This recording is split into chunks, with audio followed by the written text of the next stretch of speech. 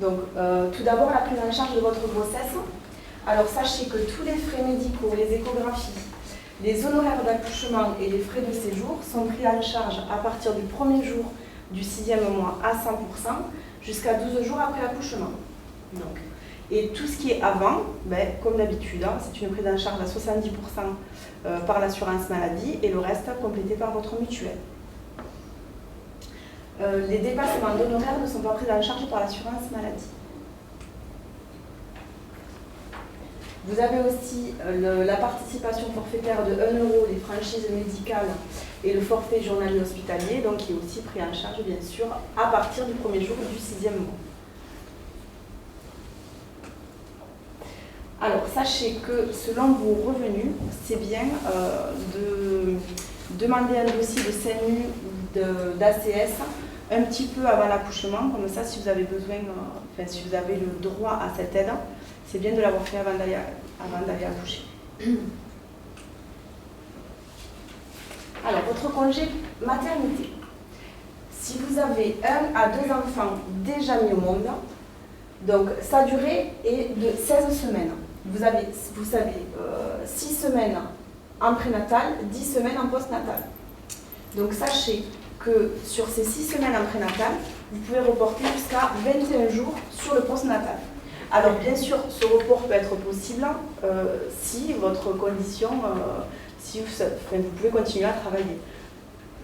Pour cela, on va vous demander une lettre de votre gynéco donnant l'accord du report des 21 jours sur le postnatal, ainsi qu'une lettre de votre part demandant le report des 21 jours.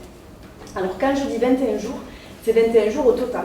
Vous pouvez reporter que 10 jours ou 15 jours, peu importe la durée, mais c'est 21 jours au total. Voilà. Alors, ce report de 21 jours peut être fait selon le nombre d'enfants à charge. Ça ne change pas. Si vous avez 2 enfants déjà mis au monde, plus de 2 enfants déjà mis au monde, donc la durée totale est de 26 semaines. 8 semaines avant, en prénatal, 18 semaines en postnatal. Sachez aussi que vous pouvez prendre 10 semaines avant et 16 semaines après. Si vous attendez des jumeaux, c'est 34 semaines au total.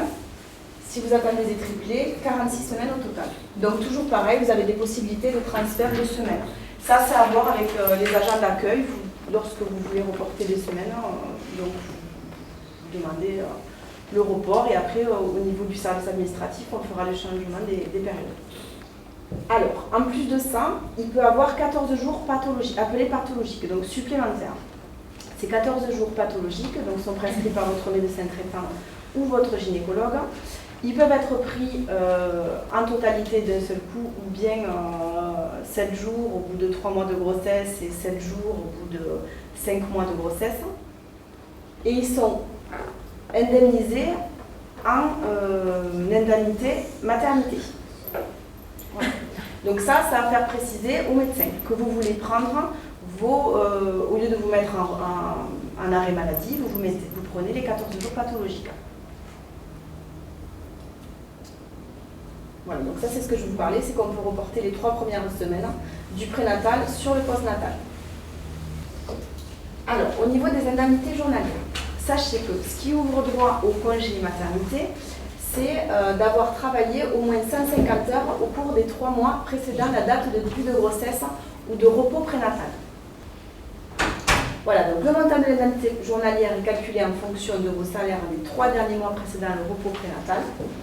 Et votre employeur doit nous fournir une attestation de salaire. Donc bien souvent, l'employeur nous avons une attestation de salaire avec les salaires nets pour qu'on puisse calculer l'indemnité journalière. Il peut arriver des fois que nous ne réceptionnons pas cette attestation de salaire. Ce n'est pas grave, vous venez à l'accueil ou vous appelez la plateforme téléphonique le 3646 et à ce moment-là, on va vous demander les bulletins de salaire. On peut faire aussi avec les bulletins de salaire pour vous calculer votre congé maternité. Ça, c'est pour les cas où vous travaillez situation classique 35 heures depuis des années. Après, il y a différents cas, c'est-à-dire si vous êtes au Pôle emploi, si vous êtes intérimaire, si vous avez plusieurs employeurs. Sachez que pour ces cas-là, ce qui est bien, c'est quand même de s'y prendre un petit peu plus tôt, parce que c'est souvent des dossiers qui sont appelés complexes, où on prend un peu plus de temps, on demande quand même beaucoup plus de pièces. Et dans ce cas-là, moi je dis c'est nécessaire pour éviter le jour du congé maternité que le paiement ne parte pas, de s'y prendre au moins un mois à l'avance, avant votre congé maternité. Donc vous venez à l'accueil, ou pareil, vous appelez le 3646, vous dites que vous allez avoir votre congé maternité qui va bientôt débuter, que vous avez une situation qui n'est pas classique parce que vous êtes au Pôle emploi ou intérimaire, voilà ce que je vous ai présenté. Et à ce moment-là, on vous enverra, on fera passer votre dossier à un technicien du service qui peut-être vous appellera ou vous enverra un courrier en vous demandant les pièces nécessaires selon votre situation. Et ou bien on vous donnera un accueil sur rendez-vous. Où là, une personne étudiera votre dossier avec vous. Alors, pour bénéficier du congé maternité, il faut au moins prendre votre congé maternité plus de 8 semaines. Voilà, on ne peut pas prendre moins, c'est pas possible. Le versement du congé maternité, donc ça se passe tous les 14 jours. Donc au niveau de notre caisse, il y a un échéancier qui est mis en place. Et dès le début de votre congé maternité, il va envoyer un paiement tous les 14 jours. Il va se faire automatiquement. Le seul souci qui va se poser, c'est qu'au bout d'un moment, quand on a dépassé le prénatal de plus d'une quinzaine de jours, le système ne comprend pas pourquoi on n'a pas noté une naissance. Donc il va arrêter le paiement. Alors c'est pour ça que lorsque vous allez accoucher, il faut nous envoyer l'acte de naissance pour qu'on puisse identifier dans votre dossier que l'enfant est né. Et à ce moment-là, le paiement ne s'interrompt, il n'y aura pas d'interruption et ça continuera jusqu'à la fin de votre postnatal. Pour les papas, parce qu'aujourd'hui nous avons des papas. Donc il y a aussi un congé paternité qui est donné avec les mêmes ouvertures de droits que pour la maternité. Pour la naissance d'un enfant, ça sera 11 jours consécutifs. Pour une naissance multiple, ça sera 12 jours consécutifs. Vous avez 4 mois pour prendre votre congé paternité. En sachant que, logiquement, il faut prévenir votre employeur un mois avant l'accouchement. Alors, si vous voulez prendre le congé paternité le jour de l'accouchement, on ne sait jamais trop quand est-ce qu'on va accoucher. Donc, au moins prévenir votre employeur du terme de la grossesse et voir avec lui, bien souvent, si vous pouvez vous arranger, mais la législation dit que c'est un mois avant qu'on doit prévenir l'employeur pour prendre son congé paternité. Donc c'est ce que je vous disais, c'est exactement identique que le congé maternité pour le congé paternité. Donc on va prendre les 3 derniers mois de salaire net. On va demander une attestation de salaire à votre employeur. Sachez que votre employeur peut vous l'envoyer par net entreprise aussi. Donc vous pouvez lui dire qu'il peut se connecter sur le net. Il a les codes et il peut nous envoyer l'attestation par net entreprise. Ça va plus vite. Il doit fournir aussi un acte de naissance ou un justificatif de filiation de l'enfant. Voilà, ça c'est nécessaire qu'il ait l'acte de naissance pour payer le congé paternité. Au niveau de Prado, alors sachez que lorsque vous allez être à la maternité, selon votre dossier médical, vous risquez de voir qu'une conseillère d'assurance maladie vienne vous rencontrer pour vous proposer un retour à domicile, accompagné d'une sage-femme de votre choix. Donc en fait, vous allez rentrer chez vous. Et une sage-femme viendra faire au moins 2 visites à votre domicile. Voilà, c'est pris en charge bien sûr à 100% par la CEPAM. Et c'est pour faire un retour en douceur au domicile. Cette dame, lorsqu'elle va venir vous voir, elle va vous récupérer les actes de naissance et des pièces dont la CAF a besoin et nous on a besoin. Elle fera aussi un suivi quand elle rentrera, elle vous téléphonera pour voir si tout s'est bien passé. Et elle suivra si toutes les données administratives ont bien été enregistrées. Voilà, donc ne soyez pas étonnés si vous avez la visite d'une conseillère d'assurance maladie. Alors elle vient souvent le lendemain ou bien le surlendemain de votre accouchement. Alors la déclaration de naissance.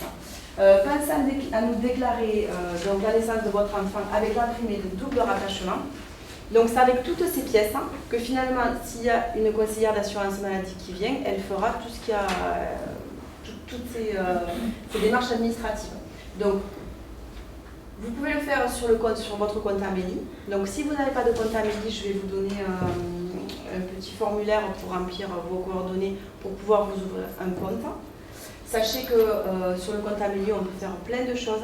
Il y a tout le suivi de la grossesse. Vous pouvez faire des simulations du calcul d'indemnité journalière maternité. Enfin, vous pouvez aussi demander votre carte européenne. Enfin, voilà, c'est un site qui est très très bien fait. Donc le double rattachement, c'est de mettre votre enfant sous papa ou sous maman. Donc ça reste quand même, ça facilite le quotidien dans le sens où vous avez chacun une carte vitale, donc au moins vous n'avez pas à vous la passer si jamais vous avez des consultations à faire par la suite. Donc lorsque votre enfant va être rattaché, il faudra mettre votre carte vitale à jour. Mais ça, vous allez recevoir un courrier de la CEPAM et prévenir la caisse d'allocation familiale. Voilà. Donc ça, c'est le compte Amélie. Facile et rapide. Donc un suivi de votre grossesse. Dans l'espace j'attends un enfant. Donc mois après mois, vous bénéficiez des conseils et des informations personnalisées. C'est aussi tous vos remboursements, 24 heures sur 24, des justificatifs de droits et d'indemnités journalières et les changements d'adresse, carte européenne, voilà, donc amélie.fr. Pour toute question, vous avez la plateforme téléphonique, le 3646, le site amélie.fr, le compte Amélie et aussi Amélie sur le mobile.